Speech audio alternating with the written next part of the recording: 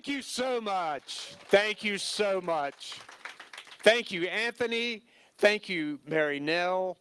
It takes a lot of courage to get up and talk about the challenges that you're facing in your own personal life. But I think that Anthony and Mary Nell know the importance of this moment, not only for themselves, but for everybody here. So thank you both for stepping up, Gastonia natives, land of Sundrop and Cheerwine. I mean, you gotta love Gastonia, right? I'm so glad to be in Gaston County today. Thank you so very much for coming. And, you know, when you said you were a Title I teacher, Mary Nell, it just, you know, my mom, public school teacher for years and years, and as governor, people would come up to me and say, I want to pay you a compliment. And I think it's about me, and they say, your mama was the best teacher I ever had. It shows you the power of public education. We've got folks in Washington who want to eliminate the Department of Education and put in danger the funding for particularly children with special needs. And it's just wrong on multiple levels. But good afternoon, everybody. I'm glad to see this rain. We needed it desperately. But the fact that you guys forged in here, because it's been raining pretty hard all morning, thank you for coming and being part of this important moment, because we need you right now. We need you. I am Roy Cooper, and I am a candidate for the United States Senate.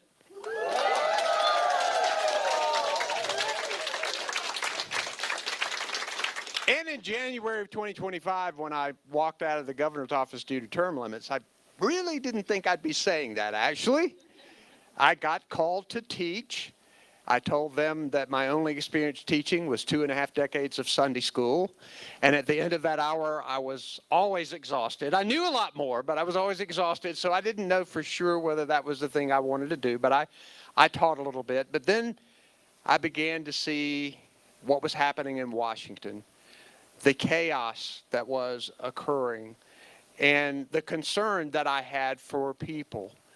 And I knew I had to step up and do something. And I'll tell you, as I've been on this Make Stuff Cost Less tour, I have met and talked with so many people that I know we can help and that I know that Washington has left behind. You think about young small business people. Seth in Johnston County runs a landscaping company. He is seeing his utility bill go through the roof. He's seeing his fertilizer costs skyrocket. What's happening with the tariffs is affecting him dramatically. What's happened with the war in Iran has sent his diesel prices soaring, and he's worried about being able to make it. Talking with Meredith in Winston-Salem, her daughter, Vivian, has cerebral palsy, and she's on Medicaid. Meredith is scared to death that all of these attacks on health care from Washington are going to take Vivian's health care away. And remember what they did. They took away health insurance for hundreds of thousands of people, and we've seen the losses already, and we've seen the premiums go through the roof. But the Medicaid cuts occur after the election. So, folks, it's about to get worse. Talking to Kit, Kit says, I'm struggling with child care. We're even trying to decide whether I can even afford to work, and she needs to work because they need people, both people working in the family.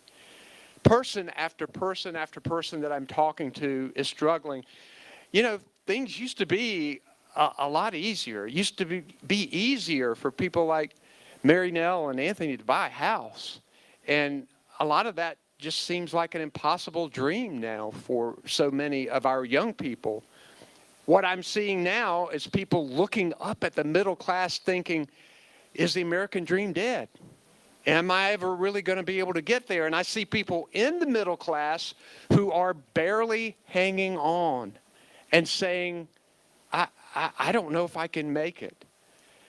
It's why I stepped up to run for this seat. I struggled with it, but I would sit in church and I would think about that verse from the book of Luke. To whom much is given, much is required. I thought about all the gifts that I had been given in my life from an amazing wife and 3 wonderful daughters, and both of my parents. My dad made me work hard on the farm every single summer until I went to college.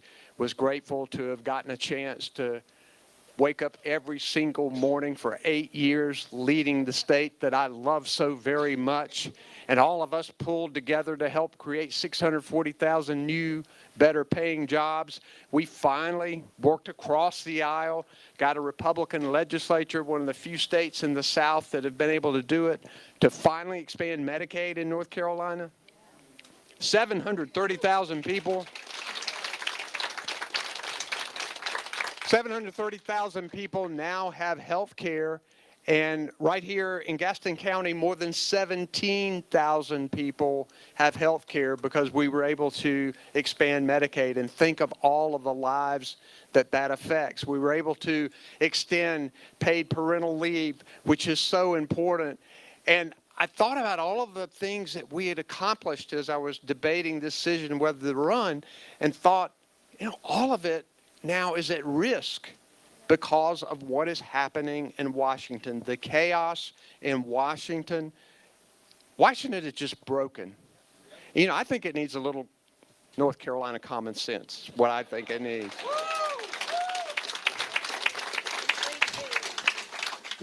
I've got a number of proposals that I want to roll up my sleeves and work on when I get to Washington to help make stuff cost less.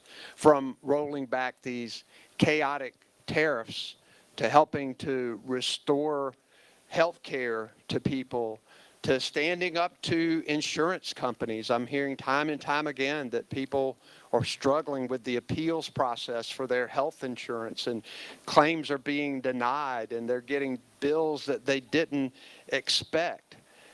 We need to make sure we stand up. We need to fight higher utility rates. Now, I need to say something about my opponent here, in that he was, for more than a decade, a Washington, D.C. lobbyist. He was a lobbyist for big oil and utility companies, and he worked to make sure that they could charge higher rates and that they could make more profits. And in fact, he owns the stock of utility companies like Duke Energy and big oil companies. And he has pushed and promoted this Iran war. When Duke Energy came out a few months ago with this proposed 18% rate hike, he refused to say it was wrong. He refused to say that's too high. I stood up. I said it's ridiculous. And as did the governor, as did the attorney general. But 18%? So ridiculous. And you know why? Because if the utility company can charge 18%, then it makes more profits, and that people who own the stock get higher dividends and a higher price. I mean, do we want someone with that personal conflict of interest representing us in Washington, D.C.? We don't. We don't. We want someone who's going to put the people first. Michael Whatley is going to do and say whatever this president tells him to do and say, regardless of whether it's good for the people of North Carolina. I, on the other hand, will be a strong, independent senator who will put the people first, the people before power, the people before party, the people before politics. We've got so many people in Washington who want to be there just to be something. I want to go to do something. And we need more people who are ready to do that. And I will work with this president when I can, but I will stand up to him when I need to. And now is the time. I talked with Alex Alex is the wife of a service member at Fort Bragg. She was talking about the tough time of cost of living that they were facing and talking about the people, families at Fort Bragg and the soldiers who are overseas. I am so grateful for the men and women who put on that uniform and are willing to fight and defend this country. And I pray for them. I pray for them every day. I did last night and this morning. And my deepest sympathies go to the loved ones, the families of those service members that we just lost in Fort Bragg, particularly Sergeant Swinton and Lieutenant Freeland. We must remember them always. But what's happening now is that there's just a lot of fear and angst amongst families. And with this focus on a foreign war that there's no way out, it seems, that is going to continue and continue, those families are very worried not only about their service members, but they're worried that the focus has been removed on fighting the cost of living problems that people are facing here every single day. I hear so many people who come up to me and say, my paycheck is not keeping up with the cost of living. And for too many North Carolina families, there's just too much month at the end of the money. We need people in Washington who are going to pay attention to those working people. Social Security. Many of you may or may not know that by 2032, benefits are automatically going to be reduced unless Congress does something. Now, who do you want up there, Michael Wiley or me, to make that decision? This next Senate seat goes for 6 years, and we are going to have to address that problem, and we cannot cut people's Social Security benefits, particularly with the challenges that they are facing right now.